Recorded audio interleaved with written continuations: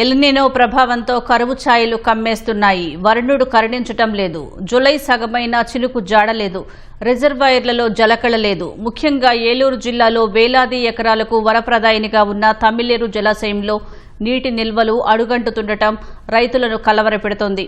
ఇలాంటి గడ్డు పరిస్థితుల్లో ఖరీఫ్ ఎలా గట్టెక్కుతుందోనని అన్నదాతలు ఆందోళన చెందుతున్నారు. ఏలూరు జిల్లాలో వ్యవసాయానికి తమ్మిలేరు జలాశయం కీలకమైనది.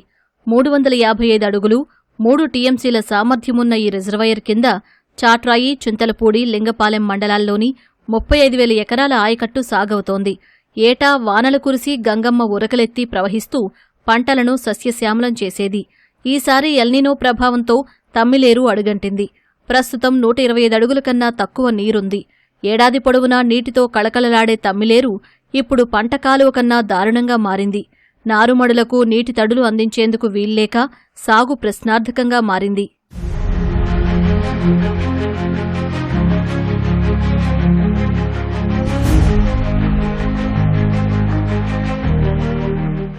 మరోవైపు తమ్మిలేరుకు వచ్చే ప్రవాహ మార్గాలు మూసుకుపోతున్నాయి.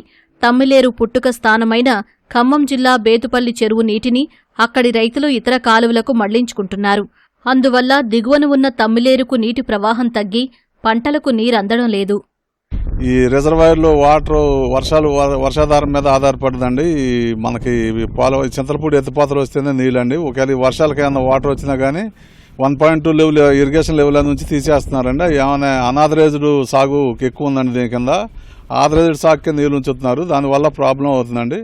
ఇంతకు ముందుతో పోలిస్తే తెలంగాణ విడిపోయినాక వారు ఈ తమిళేరుకు రావాల్సిన వాటర్ని ఇతరత్ర వేంసూరు మండలానికి ఇతర మండలాలకి మళ్లించుకుంటాం. వారి అవసరాల కన్నా ఎక్సెస్ వాటర్ మాత్రమే ఈ రిజర్వాయర్కి రావడం జరుగుతుంది. కొంచెం కష్టం అవుతుంది. ఇప్పుడున్న పరిస్థితుల్లో తమిళేరు రిజర్వాయర్ ప్రతి 10 సంవత్సరాల్లో 4 సంవత్సరాలు మాత్రమే ఇక్కడ వ్యవసాయాన్ని చేసుకుంటానికి మాకు ఉపయోగపడుతుంది. 6 సంవత్సరాలు డ్రై అవుట్ అయ్యి ఉంటుంది. వర్షాలు కురవకపోతే చాలా దుర్భరమైన పరిస్థితి మా అప్లాండ్ ఫేస్ చేస్తుంది.